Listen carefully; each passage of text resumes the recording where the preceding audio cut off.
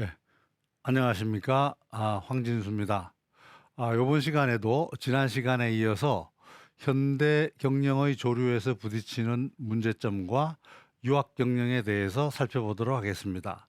지난 시간에는 우리가 사람을 어떻게 보느냐 하는 다양한 시각들을 현대 경영적인 관점에서 살펴봤고요. 두 번째는 조직이 점차 전문화되는데 거기에 사람의 전인화 요구 부분이 어떻게 서로 부딪히는지에 대해서 두 번째로 살펴봤습니다. 오늘은 그 세 번째에 해당하는 기업의 이윤 추구와 경영 윤리에 대해서 한번 살펴보도록 하겠습니다.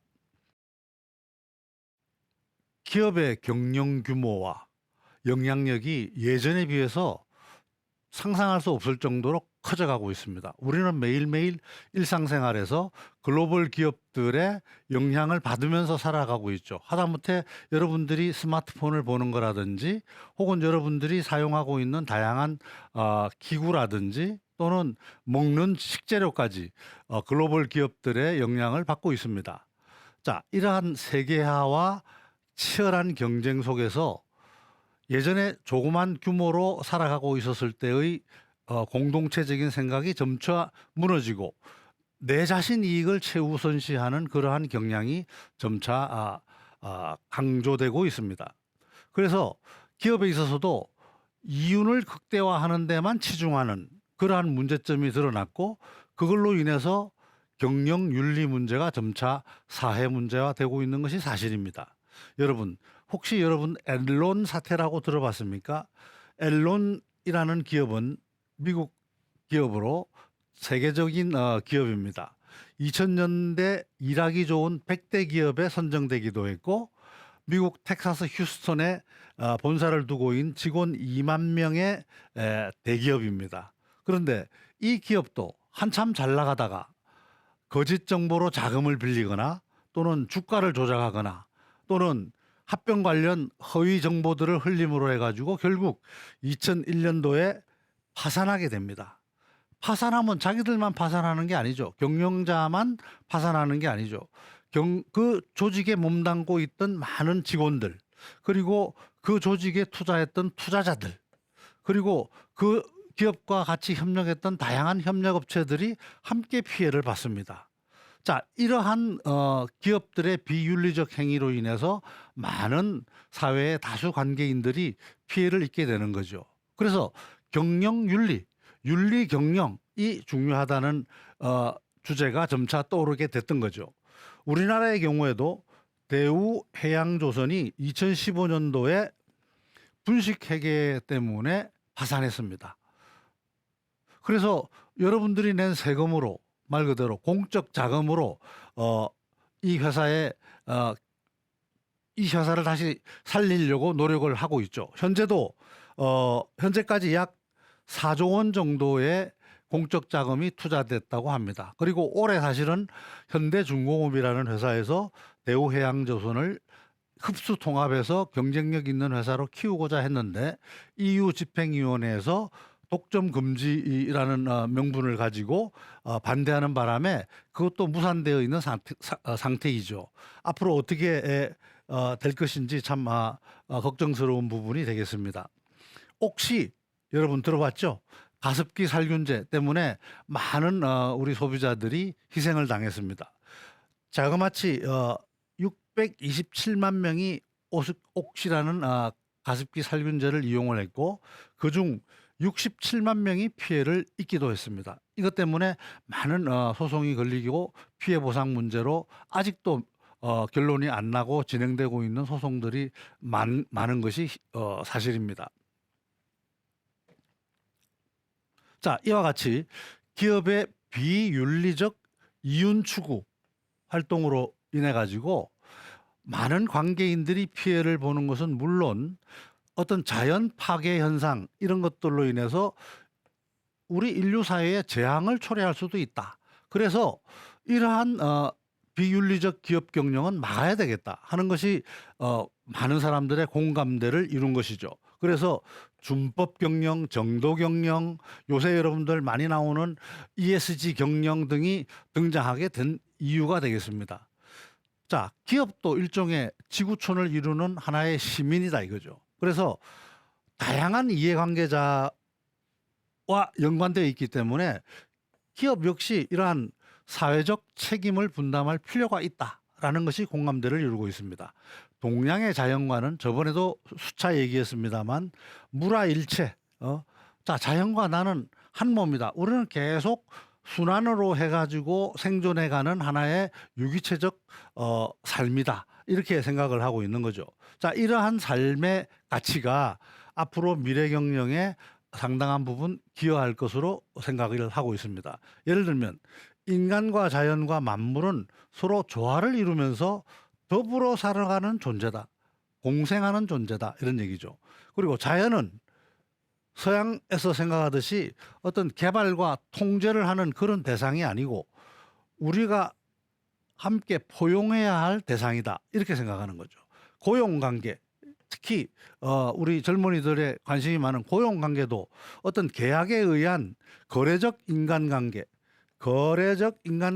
아니고 어떤 신의를 바탕으로 한 공동체의 조직, 공동체적인 관계다. 이런 생각을 우리 유학적 동양 사상에서는 많이 이 말들을 하고 있고, 이런 것들이 바로 현대 경영이 점차 미래 지속 가능한 경영이 되기 위해서 삽입돼서 나름대로 가치 기여를 해야 되지 않을까 싶습니다. 자, 이상으로 우리가 현대 경영에서 부딪히고 있는 중요한 문제들, 첫 번째 사람을 어떻게 보느냐 하는 관점, 두 번째 우리 조직의 전문화와 이 사람의 전인화 문제, 그다음 세 번째 이 이윤 추구와 경영 윤리 문제, 이런 것들이 현대 경영에서 크게 부딪히고 있는 문제점들이죠. 이러한 문제점들이 잘 해결될 때 미래의 지속 가능한 경영이 이루어질 수 있다고 생각합니다. 자, 그러한 부분에서 유학 경영이 뭔가 기여할 수 있지 않을까를 생각하고 있는 거죠. 자, 그러면 유학 경영에서 얘기하고 있는 가치는 그럼 어떤 것들이 있는지 한번 살펴보도록 하겠습니다. 먼저 유학 경영에서 이상 사회라고 생각하고 있는 사회, 그것은 어떤 사회일까요? 우리가 얘기하는 바로 대동, 여러분 많이 들어봤죠? 대동 사회. 다 같이 함께 잘 살아 어울려서 잘 사는 사회. 대동.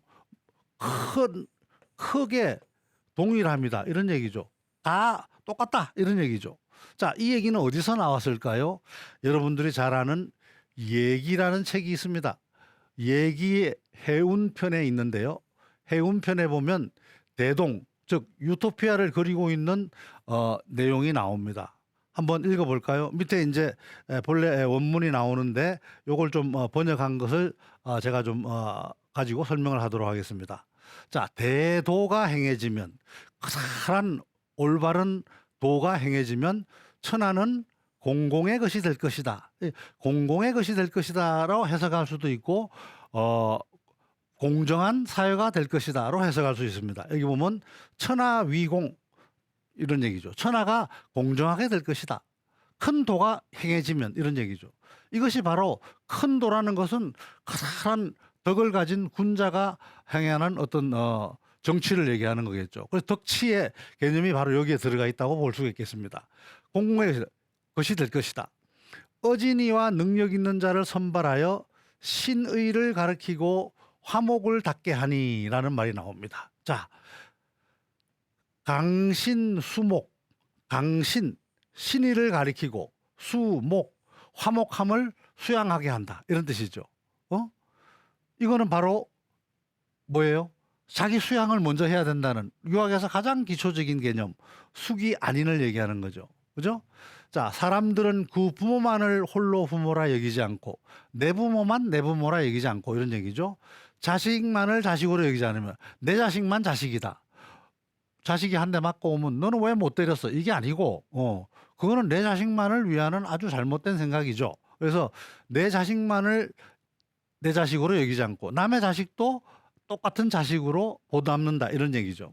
늙은이는 편안하게 일생을 마치게 하고 젊은이는 다 제 할 일이 있게 하고, 자, 각각 다 할 일이 있어요.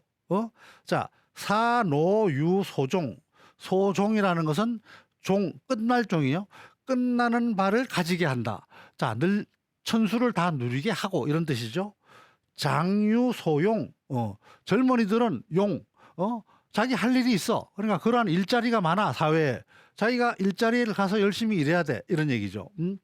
그 다음에 어린이는 제대로 크게 하고, 과부, 고아, 호라비, 병전자는 불쌍히 여겨 복양한다. 이런 얘기죠. 자, 긍이라는 것은 애경이란 말이죠. 불쌍히 여긴다. 고, 독, 폐질자. 과부, 고아, 독, 혼자 된 사람, 폐질자, 병든 자를 불쌍히 여기고 이런 얘기예요. 자, 이건 무슨 뜻일까요? 자, 우리가 공동체, 나만 잘 살면 되는 게 아니고 내보다 못 사는 다른 사람도 같이 포용해서 같이 살아가야 된다. 상생해야 된다 하는 개념이에요. 공동체 화합적인 개념이죠. 그 내용이 바로 이 문구에 들어가 있습니다. 남자는 맡은 바 직분이 있고 여자는 시집갈 자리가 있다. 재물을 헛되이 낭비하는 것은 싫어하지만 반드시 자기를 위해 쌓아두지 않는다. 재물을 헛되이 쓰는 것을 싫어하지만 내만을 위해서 쌓아두지 않는다. 필요할 때는 남을 위해서 쓴다 이런 얘기죠. 몸소 일하지 않는 것을 싫어하지만 반드시 자기만을 위해 일하지는 않는다. 내 자신만을 위해서 일하지 않는다. 공동체를 위해서 일한다. 바로 사적 욕심만을 헤아리는 것이 아니고 공적 이익도 함께 고려하는 중용의 자세를 얘기하는 겁니다. 자, 이런 까닭에 간사한 꾀가 막혀 아주 술수를 부리는 이런 꾀는 흥하지 못하고, 그죠? 도둑이나 난적이 일어나지 못하며 따라서 바깥 대문을 잠그지 않으니 이를 일러 대동이라고 한다. 도적도 없고 강도도 없고 그러니 굳이 울타리를 치고 문을 잠그고 대문을 걸고 할 필요가 없다는 얘기죠. 그러니까 세상이 참 살기 좋다는 얘기겠죠. 그래서 바로 이걸 대동사회라고 한다. 이게 바로 유학에서 말하는 이상사회입니다. 자, 이 방금 얘기한 얘기 예운편에 나오는 대동을 설명한 내용 글에 보면 바로 우리가 유학에서 중요하게 생각하고 있는 가치 내용이 다 들어가 있어요. 천하는 대도가 행해지면 천하는 공공의 것이된다. 대도가 행해진다. 덕치를 해야 된다. 신의를 가리키고 화목을 닦게 해야 된다. 숙이 안인을 해야 된다. 그죠? 불쌍한 사람을 봉양해야 된다. 화합 공동체를 이루어야 된다. 나만을 위해서 일하지 않는다. 중용적인 삶을 살아야 된다. 그것이 바로 이상사회를 꿈꾸는 유학적 가치다. 이런 얘기가 되겠죠. 자, 그러면 지금부터 방금 얘기한 그 유학적 가치를 하나하나 간단하게 설명하도록 해보겠습니다. 자, 숙이 아닌, 이건 여러 차례 얘기했습니다. 내 자신을 수양해서 많은 사람들을 편안하게 한다. 이것이 바로 유학의 가장 기본적인 가치관이죠. 내 자신으로부터 점차 제가도 하고 집안도 다스리고 치국도 하고 평천하를 한다.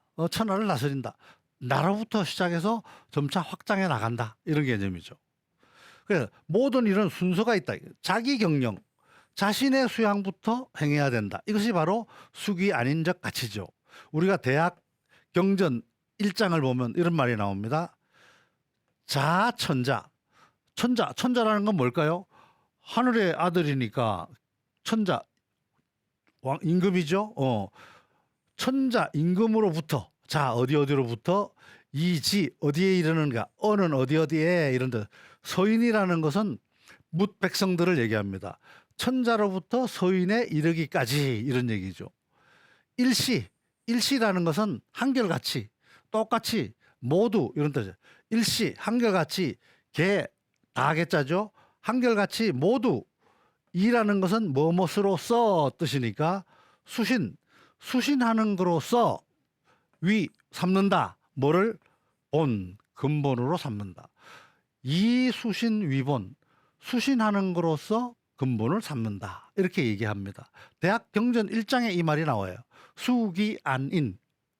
그래서 이게 굉장히 중요한 유학적 가치다. 자, 노노의 위령공 20장에 보시면 군자는 구저기하고 요 저자예요. 요거는 제자도 되고 저자도 되는데 제자라는 것은 제군들 할 때 모든 여러 사람들 할 때 제자고 저자로 쓰면 어디 어디에 이런 뜻이에요. 그러면 군자는 구저기 내 자신에게서 구하고 이런 뜻이에요. 자, 소인은 구저인 인이라는 건 다른 사람이에요. 다른 사람한테서 구한다. 이게 무슨 뜻일까요? 응? 잘못을 남의 탓으로 돌린다는 거예요. 군자는 내가 잘못했으면 자기 자신의 잘못으로 받아들이고 자기 잘못을 고치고자 하는데 소인들은 자기가 잘못해놓고 그것을 남의 잘못으로 돌린다는 얘기죠. 자, 맹자 이루 상편에 보면 이런 말이 나옵니다. 맹자왈, 맹자께서 얘기하셨어요. 애인이라는 건 뭐야? 여자를 사랑하는 게 아니고 남을 사랑했는데 이런 얘기예요. 남을 사랑했는데 불친, 친해지지 않아. 내가 저 사람을 사랑했는데 친해지지 않아. 그러면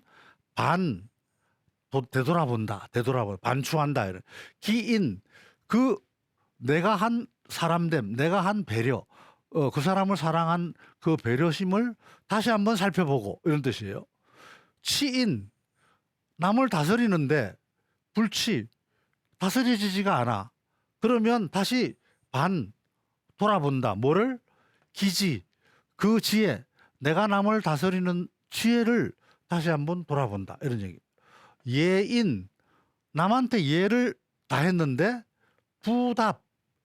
답을 하지 않으면, 내가 예로서 대했는데 상대방이 예로서 대하지 않으면 반기경, 다시 돌아봐라. 뭘?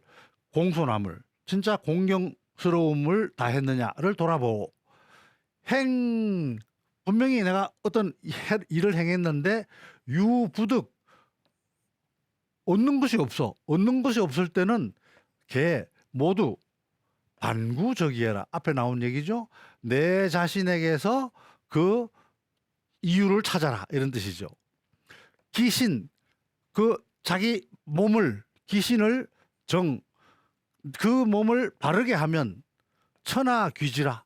천하가 그 몸한테, 즉 그 몸을 바르게 한 사람한테 돌아간다. 이런 뜻이.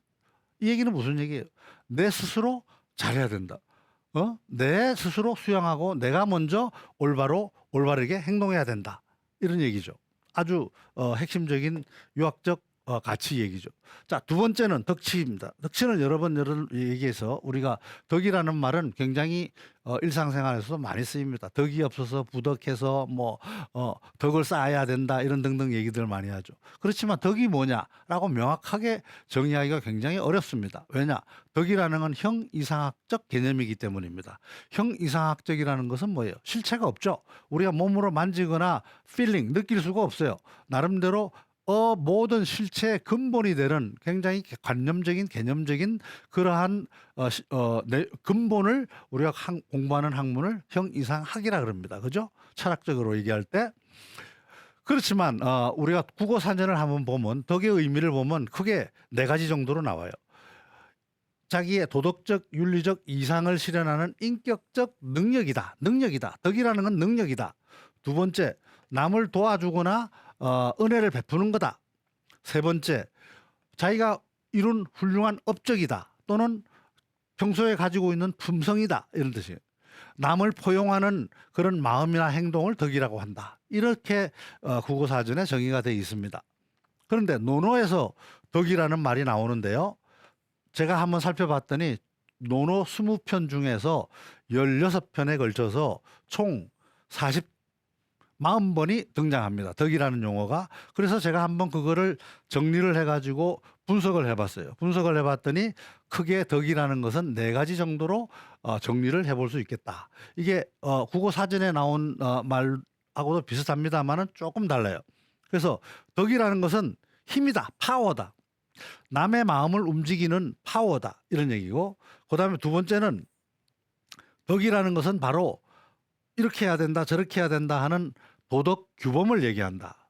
그 다음 세 번째는 각 개인이 갖고 있는 품성, 올바른 품성, 평소에 생각하는 지조, 신념 이런 것들을 얘기한다.